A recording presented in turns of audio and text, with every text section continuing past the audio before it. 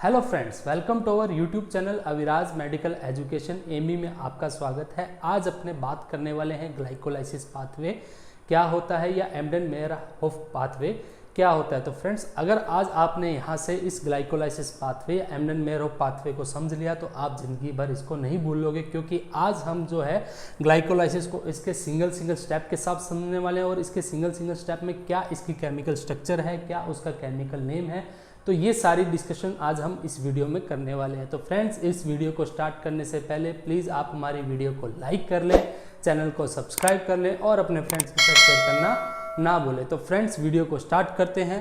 तो बात करते हैं ग्लाइकोलाइसिस साइकिल या एम्डेन-मेयर-होफ पाथवे की। तो देखो फ्रेंड्स, ईयर 1940 के अंदर जो एम्डेन-मेयर-होफ पाथवे एक साइंटिस्ट थे जिनके द्वारा इस ग्लाइकोलाइसिस पाथवे की रिसर्च की गई थी, जिनके द्वारा ये पूरा ग्लाइकोलाइसिस पाथवे जो है वो बताया गया था भी किस प्रकार से ग्लूकोज जो है वो फाइनली पायरूवेट के अंदर टूटता है, और इस पाथवे को ग्लाइकोलाइसिस पाथवे या ईएम पाथवे कहा जाता है। तो फ्रेंड, बेसिकली ग्लाइकोलाइसिस में क्या होता है, ग्लाइकोलाइसिस के अंदर ग्लाइकोलाइसिस पाथवे क्या है, एक प्रकार की कैटाबॉलिक प्रोसेस है जिसके अंदर जो शुगर मॉलिक्यूल्स है उसका क्या होता है फ्रेंड्स, यहाँ पे ब्रेक डाउन होता है, और ब्रेक डाउन होने के बाद में जो आपको एंड प्रोडक्ट मिलता है फ्रेंड्स, वो क्या मिलता है, पायरूवेट मिलता है। तो फ्रेंड्स, जहाँ पे जो शुगर या जो अपने ग्लूकोज का मॉलिक्यूल है, यहाँ पे ये 6 कार्बन का होता है, जो आपको इसका ब्रेक डाउन होने के बाद में जो प्रोडक्ट मिलता है पायरूवेट, उसके अंदर 3 कार्बन होते हैं। तो मैंने कि 6 कार्बन से ये जो मॉलिक्यूल है फ्रेंड्स, कितने कार्बन में टूट रहा है, 3 कार्बन में टूट रहा है। तो इस 6 कार्बन मॉलिक्यूल का फ्रेंड्स यहाँ पे क्या हो रहा है, ब्रेक डाउन हो रहा है। इसी कारण जो ग्लाइकोलाइसिस को फ्रेंड्स क्या कहा जाता है, एक प्रकार की क्या है, कैटाबॉलिक प्रोसेस है जिसमें लार्ज मॉलिक्यूल्स का स्मॉल मॉलिक्यूल्स के अंदर ब्रेक डाउन होता है।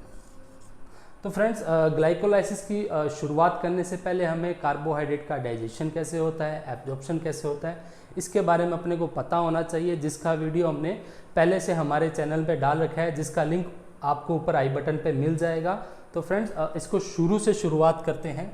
देखो फ्रेंड्स, क्या होता है, जैसे ही अपने पोटैटो है, व्हीट है, राइस है, इसको इंजेस्ट करते हैं, जैसे ही फूड को अपने माउथ के अंदर इंजेस्ट करते हैं, जो स्पेसिफिकली जब कार्बोहाइड्रेट्स की बात करते हैं तो कार्बोहाइड्रेट्स के अंदर फ्रेंड्स क्या होते हैं, लार्ज चेन पॉलीसैकेराइड्स होते हैं। क्या होते हैं फ्रेंड्स, लार्ज चेन पॉलीसैकेराइड्स होते हैं। जैसे ही आप इस कार्ब्स को इंजेस्ट करते हो तो माउथ के अंदर जो सैलिवरी ग्लैंड्स होती है, वहाँ पे जो एंजाइम प्रेजेंट होता है जिसका नाम होता है friends alpha salivary alpha amylase, salivary alpha amylase. Salivary alpha amylase क्या करता है, इन कार्ब्स लार्ज चेन पॉलीसैकेराइड्स के साथ में रिएक्ट करता है और इन लार्ज चेन पॉलीसैकेराइड्स को स्मॉल चेन पॉलीसैकेराइड्स में यही इसको तोड़ देता है। तो फ्रेंड्स, यहाँ पे जो सैलिवरी ग्लैंड्स हैं ये आपका अल्फा अमाइलेज सीक्रेट करती है, और ये alpha amylase in large chain polysaccharides को शॉर्ट चेन पॉलीसैकेराइड्स में तोड़ देता है, और यहाँ से ये जो लार्ज चेन और शॉर्ट चेन दोनों की दोनों स्टमक में पहुँच जाती है। स्टमक में फ्रेंड्स किसी भी प्रकार का कार्ब्स का डाइजेशन जो है वो नहीं होता है, क्योंकि यहाँ पे हाईली एसिडिक होने के कारण जो अल्फा अमाइलेज है वो अपना काम जो है वो नहीं कर पाता है। वहीं से फ्रेंड्स, यहाँ से जब फूड आपका स्मॉल इंटेस्टाइन में पहुँचता है तो स्मॉल इंटेस्टाइन के अंदर जो पैनक्रियाज के द्वारा अल्फा अमाइलेज एंजाइम सीक्रेट किया जाता है, वो इन लार्ज और स्मॉल चेन पॉलीसैकेराइड्स को डाइसैकेराइडेजेस में तोड़ देते हैं। यानी कि जो बड़े बड़े जो चेन्स हैं पॉलीसैकेराइड्स की, जो आपस में फ्रेंड्स ये अल्फा 1 to 4 और अल्फा 1 to 6 ग्लाइकोसाइडिक बॉन्ड्स के द्वारा जुड़े हुए हैं, इन बॉन्ड्स को ये तोड़ने का यहाँ काम करता है अल्फा अमाइलेज। और इनको तोड़ के जब ये डाइसैकेराइड्स यूनिट्स रह जाते हैं तो यहाँ पे माल्टोज आइसोमाल्टोज कॉम्प्लेक्स होता है, जो इन डाइसैकेराइडेज को फ्रेंड्स ग्लूकोज प्लस ग्लूकोज 2 अलग अलग मॉलिक्यूल्स में यहाँ तोड़ देता है, एक सिंगल मोनोसैकेराइड्स बना देता है। यानी कि पॉलीसैकेराइड से जो सिंगल मोनोसैकेराइड बनाने का जो काम होता है फ्रेंड्स, वो अपना कौन करता है,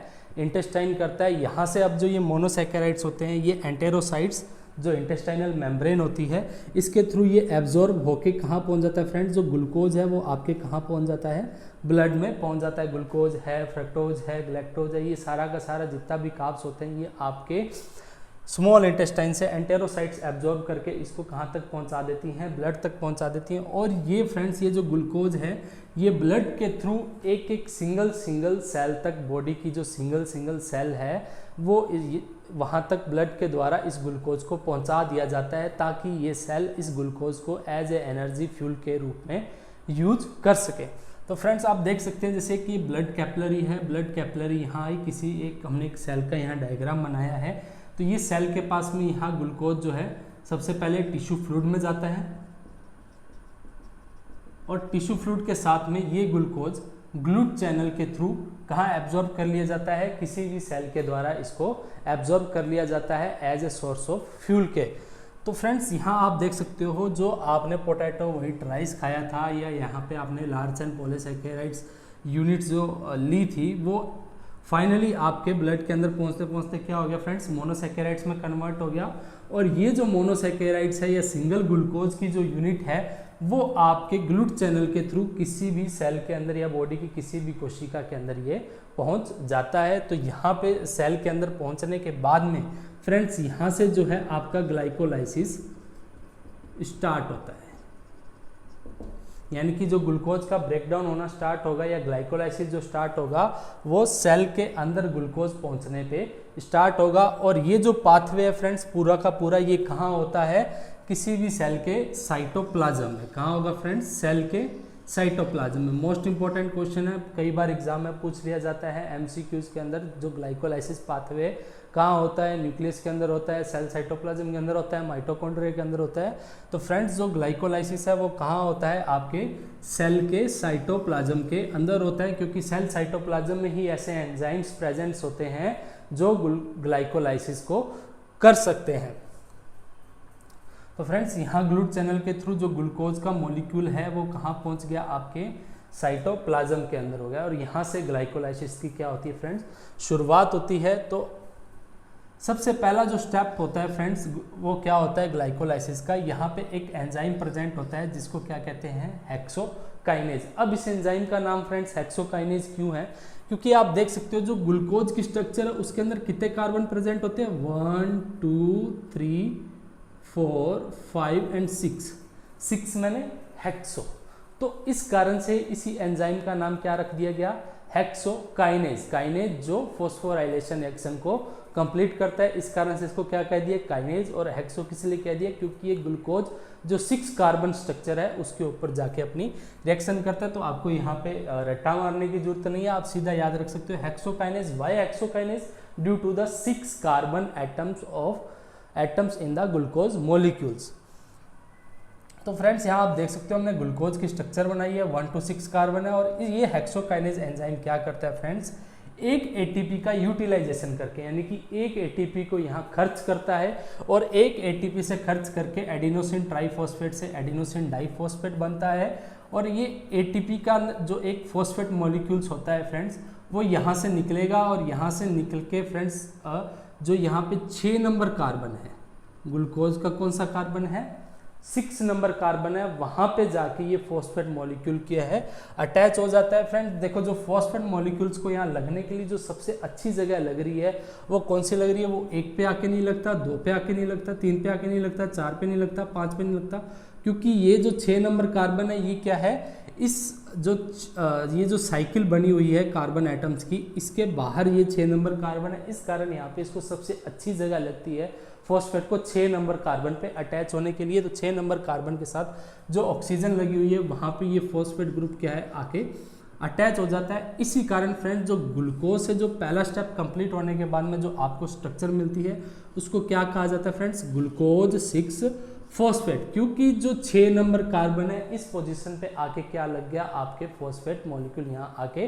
अटैच हो गया। इस कारण से फ्रेंड्स इसको अपने क्या कहते हैं, ग्लूकोज 6 फॉस्फेट। वही फ्रेंड्स इसके सेकंड स्टेप की बात करते हैं। तो अब देखो यहाँ पे कोई भी कार्बन जो है वो बाहर साइकिल के अंदर प्रेजेंट नहीं है जहाँ से फॉस्फेट आके रिएक्ट कर सके, इसलिए सेल क्या करवाती है, एंजाइम को भेजती है अपने फॉस्फेट हेक्सोआइसोमेरेज, फॉस्फोहेक्सोआइसोमेरेज। तो फॉस्फोहेक्सोआइसोमेरेज को आइसोमेरेज क्या करता है, यहाँ पे आके इस ग्लूकोज 6 फॉस्फेट का जो आइसोमेरिज्म रूप में इसको परिवर्तित कर देता है, जिसको फ्रेंड्स क्या कहा जाता है, फ्रक्टोज 6 फॉस्फेट। तो फ्रक्टोज 6 फॉस्फेट में क्या होता है फ्रेंड्स, यहाँ पे आप देख सकते हो एक CH2 ग्रुप या कार्बन जो है वो बाहर है, साइकिल के बाहर लगी हुई है। तो इस फ्रक्टोज के अंदर क्या होता है फ्रेंड्स, 1 2 3 4 5 और 6 कार्बन स्ट्रक्चर है, लेकिन यहाँ पे 1 और 6 दोनों कार्बन जो है फ्रेंड्स वो साइकिल से यहाँ बाहर आ जाते हैं। तो यहाँ पे एक पोजीशन और फ्री हो जाती है जहाँ पे जो है यहाँ पे जो सेल के एंजाइम्स हैं यहाँ पे वो फॉस्फेट ग्रुप को अटैच करवा सके। तो फ्रेंड्स ये जो रिएक्शन है ग्लूकोज से ग्लूकोज 6 फॉस्फेट बनने की, ये एक इरिवर्सिबल प्रोसेस है। अगर एक बार ग्लूकोज से ग्लूकोज 6 फॉस्फेट बन गया तो वापस आप ग्लूकोज 6 फॉस्फेट से ग्लूकोज नहीं बना सकते, इस कारण से इसको इरिवर्सिबल रिएक्शन कहा। वहीं फ्रेंड्स जो ग्लूकोज 6 फॉस्फेट से आपके फ्रक्टोज 6 फॉस्फेट बनना है, ये आपकी एक प्रकार की क्या है रिवर्सिबल प्रोसेस है। ये फॉस्फो हेक्सो आइसोमेरेज के द्वारा की जाती है। तो क्योंकि ग्लूकोज और फ्रक्टोज एक दूसरे में आपस में क्या है फ्रेंड्स आइसोमर्स होते हैं, तो यहाँ पे आप देख सकते हो यहाँ भी 6 कार्बन स्ट्रक्चर है, यहाँ भी 6 कार्बन स्ट्रक्चर है और दोनों का फॉर्मूला भी सेम है। लेकिन यहाँ पे जो कार्बन है 2 क्या हो गए, ये साइकिल के यहाँ बाहर आ गए और अब जो है यहाँ पे 1 नंबर पोजीशन का कार्बन के ऊपर इजीली यहाँ पे फॉस्फेट ग्रुप अटैच हो सकता है। इसलिए जो इसका नेक्स्ट स्टेप होता है फ्रेंड्स वो फॉस्फोफ्रक्टोकाइनेज जो एंजाइम फर्स्ट है, ये क्या करता है यहाँ से एक एटीपी से एक एटीपी को खर्च करेगा, एक एटीपी से एक एडीपी बनेगा और यहाँ से जो फॉस्फेट ग्रुप निकलेगा फ्रेंड्स, ये जो फॉस्फेट ग्रुप है जो 6 नंबर पोजीशन के ऊपर कार्बन है वहाँ पे इसको अटैच कर दिया जाएगा। तो यहाँ आप देख सकते हो 1 और 6 दो पोजीशंस पे फ्रक्टोज की यहाँ पे फॉस्फेट ग्रुप्स जो हैं वो अटैच कर दिए गए। इसी कारण इसका स्ट्रक्चर का नाम क्या है friends, this is the fructose 1,6 bi phosphate, क्योंकि यहाँ पे 1 और 6 दो पोजीशन पे फ्रेंड्स क्या है यहाँ पे फॉस्फेट ग्रुप जो है अटैच हो गया है। वहीं फ्रेंड्स जो इसके अगला स्टेप है, एक एंजाइम आता है एल्डोलेज। अब एल्डोलेज क्या करता है फ्रेंड्स, इस मॉलिक्यूल्स को जस्ट यहाँ से ये ब्रेक डाउन करवा देगा। तो इतनी जो स्ट्रक्चर है फ्रेंड्स वो अलग हो जाएगी और ये स्ट्रक्चर अलग हो जाएगी। तो अलग होने के बाद में यहाँ पे आपको 2 तरह के मॉलिक्यूल्स मिलते हैं friends. First is the dihydroxy acetone phosphate, second is the glyceraldehyde 3 phosphate. तो यहाँ आप देख सकते हो 1 2 3, तो 3 कार्बन और 1 2 3, यानी कि यहाँ पे कुल कितने कार्बन थे friend, there is the 6 carbon structure and here is the 3 carbon structure is the form by the fructose 1,6 bi phosphate. तो अब फ्रक्टोज 1,6 बाई फॉस्फेट के टूटने के कारण इन the presence of aldolase enzyme यहाँ पे 2 प्रकार की स्ट्रक्चर्स अलग अलग हो जाती हैं, dihydroxy acetone phosphate and glyceraldehyde 3 phosphate. तो यहाँ आप देख सकते हो फ्रेंड्स 3 नंबर पे यहाँ फॉस्फेट ग्रुप है, यहाँ भी 3 नंबर पे फॉस्फेट ग्रुप है, यहाँ पे 2 नंबर पे जो है वो कौन सा ग्रुप लगा हुआ है, कीटो ग्रुप लगा हुआ है। इसी कारण इसका नाम क्या पड़ जाता है फ्रेंड्स, डाई हाइड्रोक्सी, यानी कि एक हाइड्रोक्सी दूसरा हाइड्रोक्सी यहाँ होता, अगर यहाँ पे फॉस्फेट नहीं होता तो डाई हाइड्रोक्सी एसीटोन फॉस्फेट। वहीं ये जो है यहाँ पे 1 नंबर पोजीशन पे फ्रेंड्स क्या लगा हुआ है, ये आपका एल्डिहाइड ग्रुप लगा हुआ है। इसी कारण से इसको क्या कहा गया, ग्लिसरील एल्डिहाइड 3 फॉस्फेट, यानी कि ग्लिसरील मॉलिक्यूल है, एल्डिहाइड लगा हुआ है और 3 नंबर पे यहाँ पे क्या लगा हुआ है फ्रेंड्स, फॉस्फेट का ग्रुप लगा हुआ है। तो फ्रेंड्स इस प्रकार से ये जो पूरा का पूरा स्टेप है इसको क्या बोला जाता है, this is the splitting phase. 1 से लेके जो आपके 3 नंबर तक का जो फ्रेंड स्टेप है, this is the energy investment phase. यहां पे क्या हो रहा है फ्रेंड्स, 1 नंबर पे 3 नंबर पे आप क्या कर रहे हो, 2 एटीपी यहाँ खर्च कर रहे हो। वहीं फ्रेंड्स यहाँ पे जो फ्रक्टोज 1,6 बाईफॉस्फेट बना, ये आपके 4 नंबर स्टेप पे 2 मॉलिक्यूल्स में क्या हो रहा है, स्प्लिट हो रहा है या टूट रहा है। इस कारण से इसको स्प्लिटिंग फेज कहा जाता है, डाईहाइड्रोक्सी एसीटोन फास्फेट और ग्लिसरील एल्डिहाइड 3 फॉस्फेट। तो फ्रेंड्स यहाँ एक एंजाइम आता है ट्रायोज आइसोमेरेज, क्योंकि ये 3 कार्बन स्ट्रक्चर है इस कारण इसको क्या कहा गया, ट्रायोज। यहाँ पे ये क्या है, 6 कार्बन स्ट्रक्चर है तो इसको क्या कहा गया, हेक्सो। यहाँ पे क्या कहेंगे, ट्रायोज आइसोमेरेज। ट्रायोज आइसोमेरेज क्या करेगा फ्रेंड्स, इस डाईहाइड्रोक्सी एसीटोन फास्फेट को किस में कन्वर्ट कर देगा, ग्लिसरील एल्डिहाइड 3 फॉस्फेट में। तो फाइनली यहाँ अपने को 2 मॉलिक्यूल मिलने वाले हैं, 2 मॉलिक्यूल मिलने वाले हैं किसके, ग्लिसरील एल्डिहाइड 3 फॉस्फेट के। तो फ्रेंड्स जो ग्लिसरील एल्डिहाइड 3 फॉस्फेट है, अब ये क्या करते हैं आगे वाले स्टेप में, ग्लिसरील एल्डिहाइड 3 फॉस्फो डीहाइड्रोजिनेज एक एंजाइम आता है। अब देखो ये जो एंजाइम का नाम है वो इसी मॉलिक्यूल के ऊपर बेस्ड है, ग्लिसरील एल्डिहाइड 3 फॉस्फो डीहाइड्रोजिनेज। तो ये क्या है, ग्लिसरील एल्डिहाइड 3 फॉस्फेट है, एंजाइम क्या है, ग्लिसरील एल्डिहाइड 3 फॉस्फो डीहाइड्रोजिनेज, और साथ में यहाँ पे 2 फॉस्फेट मॉलिक्यूल्स का और यहाँ पे इसके रिएक्शन के अंदर डाले जाते हैं। तो एक NAD से क्या बनता है फ्रेंड्स, एक NADH+ आयंस बनते हैं। यहाँ पे क्योंकि ये 2 मॉलिक्यूल बने हैं तो 2 ही मॉलिक्यूल आपको किसके मिलेंगे, 1,3-बाइफॉस्फोग्लिसरेट के मिलेंगे। इसलिए फ्रेंड्स यहाँ पे जो नेट रिएक्शन लिखी जाती है यहाँ पे 2 NAD से 2 NAD+H+ आपको मिलता है। साथ में यहाँ 2 फॉस्फेट मॉलिक्यूल्स इस रिएक्शन में इंक्लूड हो जाते हैं, और इस रिएक्शन से फ्रेंड्स आपको जो प्रोडक्ट मिलता है वो क्या मिलता है, 1,3-बाइफॉस्फोग्लिसरेट। तो आप यहाँ डिफरेंस दे सकते हो, यहाँ पे जो 3 नंबर पे जो CH2O ग्रुप है यहाँ पे क्या लगा हुआ है फ्रेंड्स, फॉस्फेट लगा हुआ है। तो एक फॉस्फेट जो है आपके कहाँ लग जाता है फ्रेंड्स, 1 नंबर कार्बन पे आके और लग जाता है। तो कुल मिला के यहाँ इस प्रकार के 2 मॉलिक्यूल्स मिलेंगे, तो 2 फॉस्फेट जो है दोनों मॉलिक्यूल्स के 1-1 नंबर पोजीशन कार्बन एटम पे यहाँ अटैच हो जाएंगे। तो इस कारण से इस मॉलिक्यूल्स को फ्रेंड्स क्या कहा जाता है, 1,3, यानी कि 1 नंबर पे फॉस्फेट है, दूसरा 3 नंबर पे फॉस्फेट है, तो 1,3-बाइफॉस्फोग्लिसरेट, बाई मैंने 2 फॉस्फेट है, इस कारण से इसको 1,3-बाइफॉस्फोग्लिसरेट यहाँ कहा जाता है। फिर फ्रेंड्स जो इसका नेक्स्ट एंजाइम आता है वो आता है फॉस्फोग्लिसरेट काइनेज। तो यहाँ नाम वही है, फॉस्फोग्लिसरेट काइनेज आ गया। काइनेज आ गया तो यहाँ पे क्या आएगा, 2 ADP से क्या बनते हैं, 2 ATP, एक मॉलिक्यूल से इसके 1,3-बाइफॉस्फोग्लिसरेट के एक मॉलिक्यूल से 1 ATP बनेगा। लेकिन यहाँ पे क्या है आपके नेट ये 2 मॉलिक्यूल है, इस कारण यहाँ 2 ADP से क्या बनेंगे, 2 ATP बनेंगे। और जो आपको मॉलिक्यूल मिलेगा फ्रेंड्स वो क्या मिलेगा, 3-फॉस्फोग्लिसरेट के आपको यहाँ पे 2 मॉलिक्यूल्स जो हैं वो मिल जाएंगे। इसको मल्टीप्लाई अपने 2 भी लिख सकते हैं, this is the multiply by 2, this is multiply by 2, this is multiply by 2, this is multiply by 2। Okay friends, तो यहाँ पे आपको जो 3-फॉस्फोग्लिसरेट अब जो मिलेगा, 3-फॉस्फो जो ग्लिसरेट मिलेगा, ये यहाँ पे फॉस्फोग्लिसरेट म्यूटेज के द्वारा जो 3 नंबर पे यहाँ आप देख सकते हो फॉस्फेट ग्रुप है, यहाँ पे जो 1 नंबर वाला फॉस्फेट ग्रुप था वो एज ए ATP यहाँ से बाहर निकल गया, ADP से ATP बन गया। तो यहाँ पे जो O है वो माइनस में चला जाएगा, और यहाँ पे जो 3 नंबर का आप जो फॉस्फेट ग्रुप है वो कहाँ शिफ्ट कर दिया जाएगा फ्रेंड्स, 2 नंबर पोजीशन पे शिफ्ट कर दिया जाएगा by the enzyme phosphoglycerate म्यूटेज। Phosphoglycerate म्यूटेज enzyme के द्वारा जो 3 नंबर पोजीशन पे फॉस्फेट ग्रुप लगा हुआ है वो 2 नंबर पोजीशन पे यहाँ शिफ्ट कर दिया जाएगा। इस कारण से इसको फ्रेंड्स अपने क्या कहते हैं, 2-फॉस्फोग्लिसरेट, क्योंकि यहाँ पे 2 नंबर पे फ्रेंड्स क्या लग गया, यहाँ पे अब फॉस्फेट ग्रुप आके लग गया, इस कारण से इसको 2-फॉस्फेट ग्लिसरेट करेंगे। इसी प्रकार यहाँ पे 2-फॉस्फोग्लिसरेट के भी अपने को 2 मॉलिक्यूल्स मिलेंगे।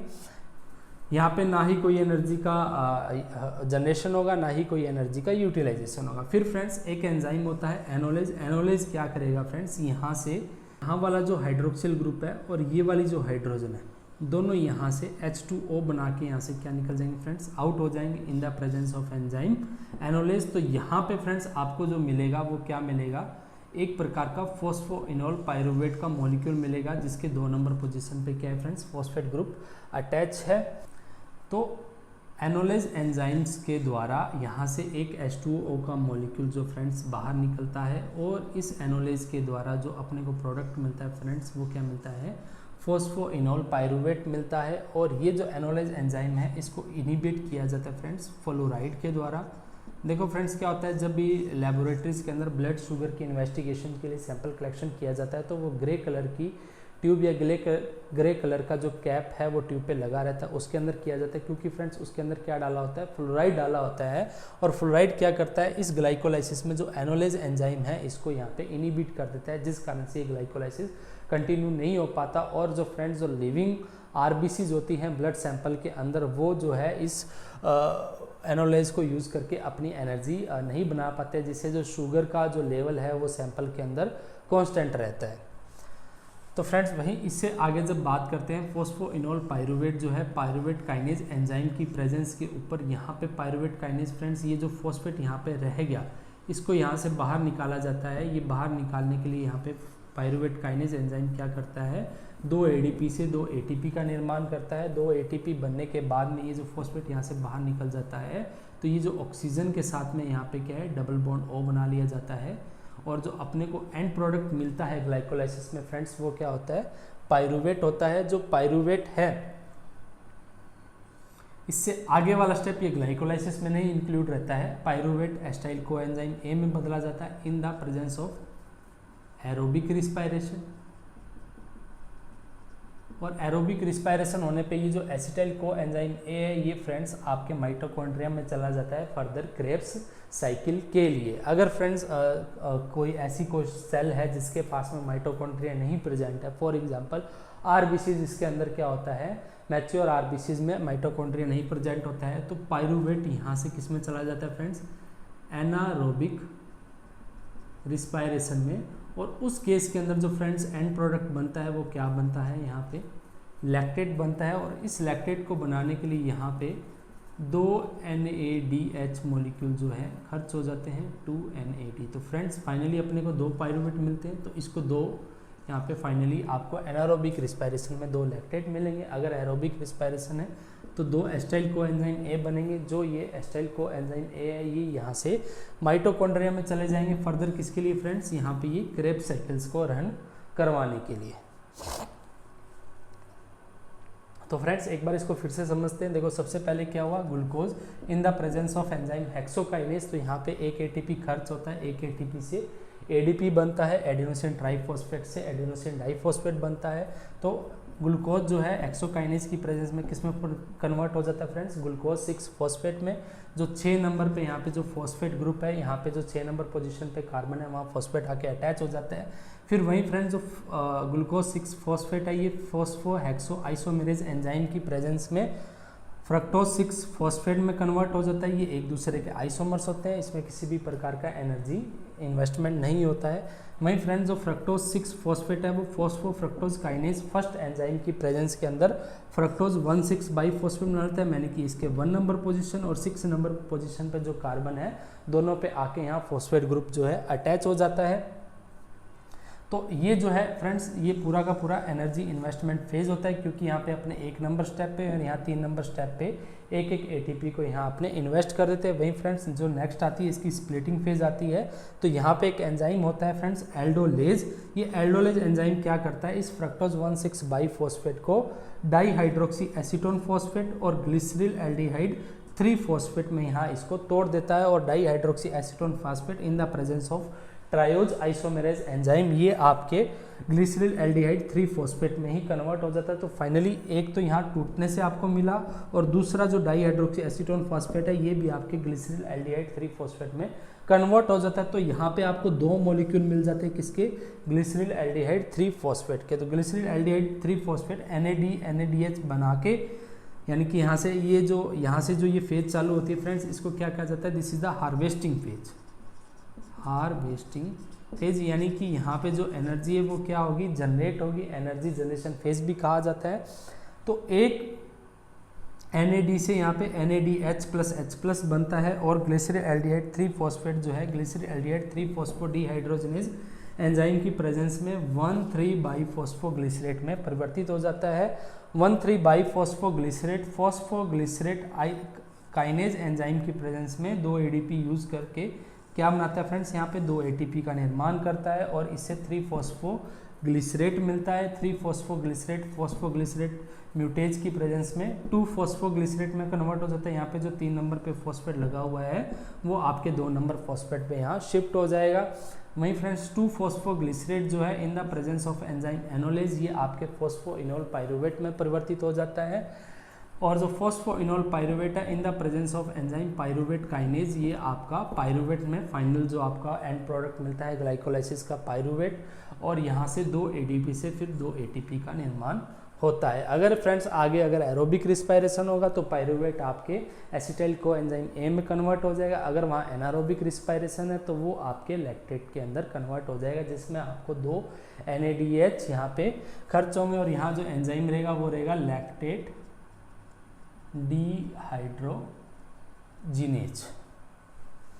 तो फ्रेंड्स इसके प्रोडक्शन ऑफ एटीपीज़ की बात करते हैं, यानी ग्लाइकोलाइसिस पाथवे होने से आपको कितने एटीपी यहाँ पे मिलते हैं। तो सबसे पहले बात करते हैं, अगर एरोबिक रिस्पायरेशन है तो यहाँ पे जो लॉस हो रहा है वो देखो फ्रेंड्स कहाँ हो रहा है, स्टेप 1 पे यहाँ पे एक एटीपी कहाँ में लॉस हो रहा है, एटीपी से एडीपी बन रहा है। वहीं फ्रेंड्स जो स्टेप 3 है यहाँ पे, स्टेप 3 में भी एक एटीपी का लॉस हो रहा है। तो कुल मिला के एरोबिक रिस्पायरेशन में हमें 2 एटीपी का जो है वो लॉस होता है। वहीं फ्रेंड्स जब प्रॉफिट की बात करते हैं तो स्टेप 6, स्टेप 7, स्टेप 10, तो यहाँ देखते हैं जो स्टेप 6 पे है 2 NAD से क्या बनते हैं, 2 NADH बनते हैं। स्टेप 7 पे यहाँ पे 2 ATP बन रहे हैं, और वहीं स्टेप 10 के अंदर फ्रेंड्स यहाँ पे आपको 2 ATP फिर बन रहे हैं। तो जो प्रॉफिट होगा कुल मिला के फ्रेंड्स 2 NADH 6 ATP में कन्वर्ट हो जाएंगे। ये NADH क्या है फ्रेंड्स, यहाँ से माइटोकॉन्ड्रिया के अंदर इलेक्ट्रॉन ट्रांसपोर्ट चेन के अंदर चला जाता है, जहाँ पे NADH को एडेनोसिन ट्राइफॉस्फेट में कन्वर्ट कर दिया जाता है। तो एक NADH से आपको 3 ATP मिलते हैं। तो यहाँ पे 2 NADH है तो आपको फ्रेंड्स कितने मिलेंगे, 6 ATP मिल जाएंगे, प्लस 7 स्टेप के 2 ATP, प्लस स्टेप 10 से 2 ATP। तो टोटली आपको जो ATP फ्रेंड्स यहाँ मिल रहे हैं वो कितने मिल रहे हैं, 10 ATP मिल रहे हैं। तो टोटल प्रॉफिट की अगर अपने बात करते तो 10 - 2 = 8 ATPs का यहाँ अपने को टोटल प्रॉफिट रहता है। वहीं फ्रेंड्स जब एनारोबिक रिस्पायरेशन की बात करते हैं तो जब लॉस की बात करते हैं तो वहीं स्टेप 1 के अंदर लॉस हो गया, स्टेप 3 के अंदर आपको एक ATP का लॉस हो गया। लेकिन यहाँ जो स्टेप 11 है यहाँ भी ये जो 2 NADH बन रहे हैं ये यहाँ से लॉस हो जाता है, जिस कारण से यहाँ पे आपको फाइनली कितने ATP का लॉस हो जाता है, टोटल 8 ATP यहाँ आपके लॉस हो जाते हैं। जब प्रॉफिट की बात करते हैं तो वही स्टेप 6, स्टेप 7 और स्टेप 10 के अंदर आपको 2 ATP, तो कुल यहाँ पे प्रॉफिट 10 ATPs का रहता है। तो टोटल प्रॉफिट की अगर बात करें तो 10 - 8, 10 जो आपको प्रॉफिट हुआ, 8 जो आपको लॉस हुआ, तो यहाँ पे 2 ATP का आपको टोटल प्रॉफिट रहता है। वहीं फ्रेंड्स रेगुलेशन ऑफ ग्लाइकोलाइसिस की बात करें तो ऐसी जितनी भी यहाँ पे इरिवर्सिबल जो रिएक्शंस हो रही हैं, जैसे this is the irreversible reaction, एक सिंगल डायरेक्शन में हो रही है, ठीक है, स्टेप नंबर 1 पे, स्टेप नंबर 3 पे यहाँ भी आपको सिंगल डायरेक्शन में रिएक्शन हो रही है, जिसको अपने इरिवर्सिबल रिएक्शन कहते हैं। वहीं फ्रेंड्स स्टेप नंबर 7 पे भी आपकी इरिवर्सिबल रिएक्शन हो रही है, और स्टेप नंबर 10 पे भी आपको इरिवर्सिबल रिएक्शन हो रही है। तो ये सारी की सारी जो इरिवर्सिबल रिएक्शंस है फ्रेंड्स वो आपको ग्लाइकोलाइसिस को कंट्रोल करती हैं, इसकी डायरेक्शन को कंट्रोल करती है और ग्लाइकोलाइसिस के रेट को कंट्रोल करती है। यानी कि जितना एक्सोकाइनेज एंजाइम होगा उतना ही ग्लूकोज का यूटिलाइजेशन हो पाएगा।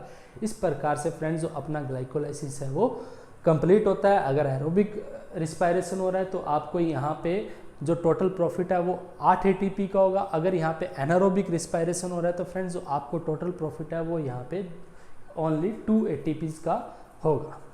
Okay friends, thank you for watching. अगर आपको वीडियो अच्छा लगा हो तो इसको लाइक करें, चैनल को सब्सक्राइब करें, ताकि हमें भी मोटिवेशन मिलता रहे और हम ऐसी वीडियोस और लाते रहें। Okay friends, thank you.